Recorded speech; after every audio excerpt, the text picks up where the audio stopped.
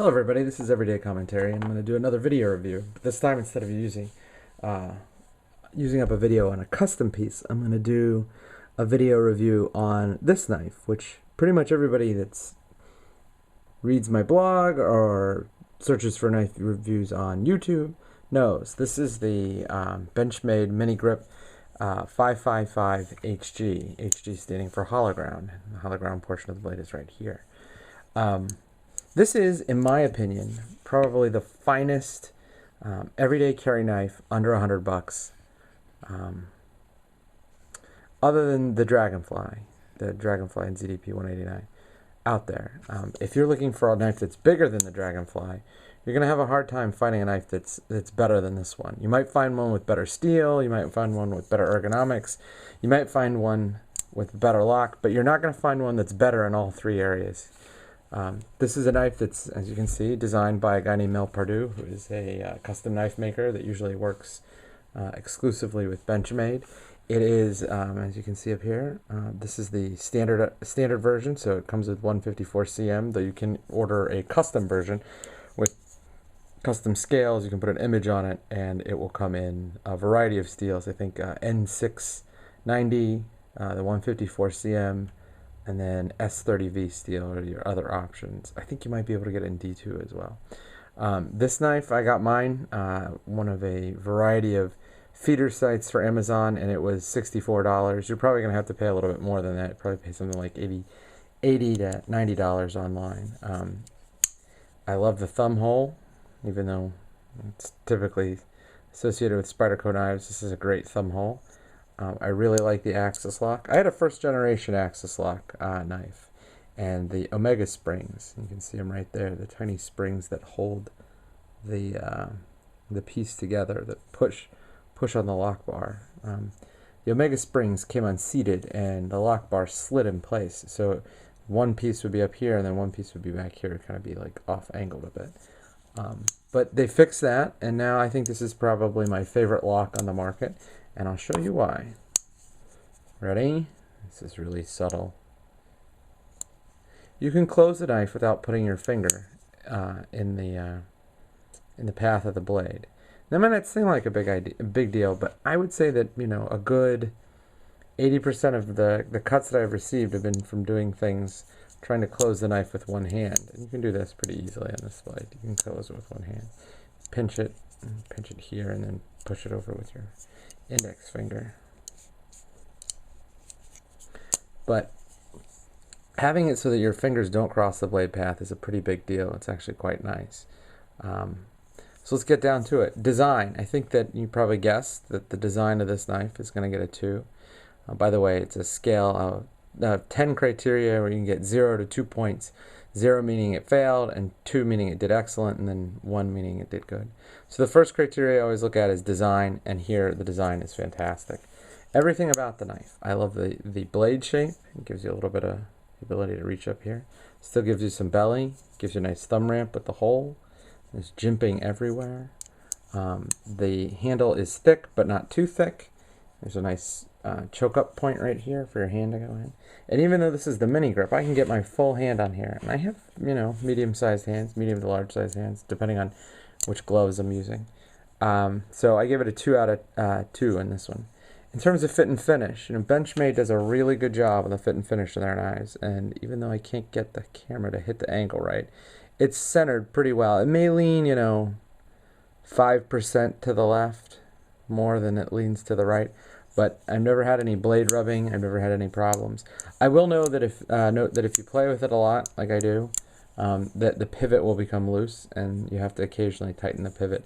Otherwise, you will get side-to-side play, which is no big deal. The worst one is when you get up and down play, and here there is absolutely no up and down play. The machining tolerances on the blade tang and the axis bar are really nice, so it does a good job there. In terms of carry, that's the only place I gave this knife less than 2. So it got a 2 in fit and finish, it got a 2 in design. It did not get 2 in carry, and here's why. If they moved the portion of texturing up just a little bit, down just a little bit, or if they put like a logo there, then the really tight pocket clip would not be laying on the incredibly coarse grippy material on the handle. This knife has cut up a couple of pockets, and did it on my amphib shorts, which was less than desirable, but it's okay. I mean, it works, it stays in place, but it's a little rougher than it needs to be. Just put a logo, put that stupid butterfly logo right there, and put it right there, and then you don't have a problem like they do on Spyderco knives. It's a simple fix, and it would make this knife so much better. So in terms of carry, I gave it a 1. In terms of grip, I gave it a 2. I mean, it is called the Griptillian, and it is covered in jimping. Jimping right there, jimping right there. It's actually jimping right there. There's jimping right there.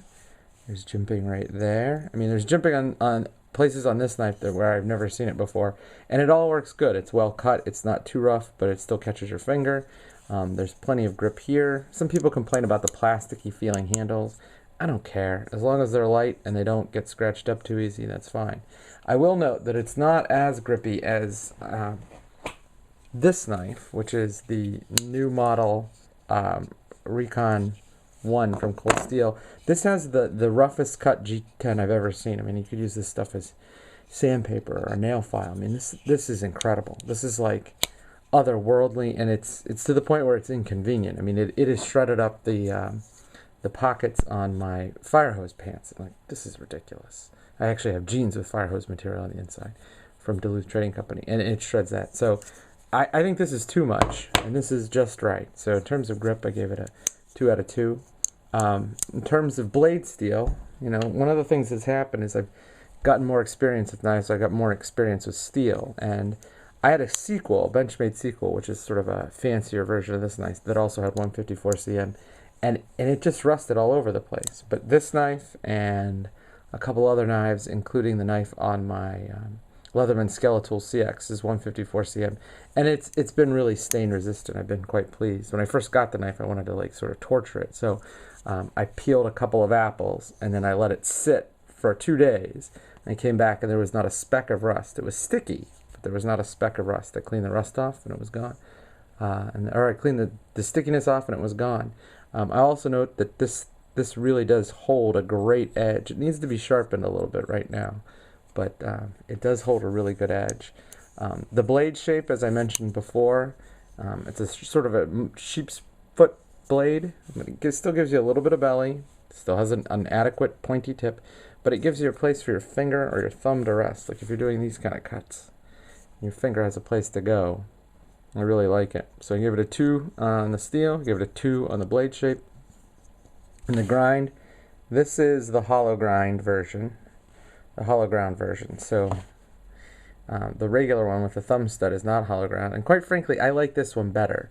I mean, it's a better slicer, even though the grind line starts higher on this, or lower because of the thumb hole.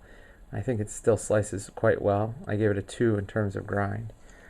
So let's see. The retention method. You know, the pocket clip itself is fine. It's just where it's positioned on the knife. So I gave that a 2. Either this or the carry got a 2, or a 1. It was either the pocket clip or the carry. But either way, this is the place where the knife has its only major flaw. I don't really like the way that it rests up against the grippy part. In terms of the grind, fit and finish, or the grind, the blade shape, the blade steel, the carry, the grip, fit and finish, design, and the lock. Well, as you can imagine, this is my favorite lock on the market. It's my favorite lock because it's really quite strong. It's my favorite lock because it's intuitive and easy to use. And it's my favorite lock because, again, it keeps your fingers out of the blade path the entire way through the locking process. Never do you have to put your finger in the way. And so I gave it a 2 there. The final place, the final category, I did not do these in the correct order, but that's okay, is deployment. In deployment, you know, look, this is the spider hole. It's on a Benchmade knife. It has plenty of clearance. And even though this one I think is like an 11 millimeter spider hole, while most spider coats now have a 14 millimeter spider hole, it's perfectly fine. You know, there's a version of this knife that had a hole, an oval instead of a hole. It didn't work quite as well because, you know, you see with the hole, your finger kind of just rides in and then rotates through the entire opening. But because it's an oval, it'll get caught in certain places. I think that either the opening hole or a really good flipper are probably my favorite two designs. But I think that, if I'm not mistaken, the layout of the axis lock would mean that the flipper would have to be way down here if they could do a flipper at all. I'm not sure they could. So given that, the hole here is excellent. I really like it. It works well. You know, it's one of my favorite methods. And so this is why I like this knife. In addition to it being relatively inexpensive, under $100, being a very, very good size. You know, if you want something slightly bigger than the Dragonfly, this is probably my second favorite size of knife. You know, right under 3 inches. I think it's 2.92 inches. It weighs, I think weighs something like 2.65 ounces, so under 3 ounces. It's really light. But it has all of these features. It has the axis lock, which is sort of like my favorite lock. It has the opening hole, which is my favorite way to open. It has a really nice blade. This is sort of like an all-star team knife. If you took all the features of a knife that I'd want and put them into one knife, this would be it. They made an upscale version of the regular Griptillian. There's a bigger version, the regular Griptillian of this knife, that had M4 steel and carbon fiber handles, but I think it was close to $500. If I was going to do like a higher end version, I would want something different in the steel, maybe M4, maybe ZDP 189, maybe CTS XHP, and then I'd like to do some kind of you know, lightning strike carbon fiber in the handles. There's a bunch of accessories you can get for this knife. Kevin Wilkins makes mass-produced, not really mass-produced, but he doesn't custom fit them for your knife. Scales, you can get scales, and they're G10 or something he calls G11. They're different shapes, so this will actually change the way the knife fits. It's more boxy, and then less with the grip texture here. But they are not quite as plasticky. And then there are a couple of different places. Kusadi, I know, makes scales, replacement scales, as does, I'm sure Tough Thumbs has done it. The bottom line is this knife has a lot of accessories, and the reason why is because this knife fundamentally is a great knife. If you're looking for a medium-sized blade, something under 3 inches, just slightly under 3 inches, under $100, can't go wrong. This is the knife I always use as the benchmark for other knives. You know, when I'm testing knives, it has to be in the same ballpark or better than this knife. If you want to get a 20 out of 20, you better be better than this knife, and very few knives are. So this knife's total score is a 19 out of 20, and it deserves every single point. This is one of my favorite knives. Thank you very much.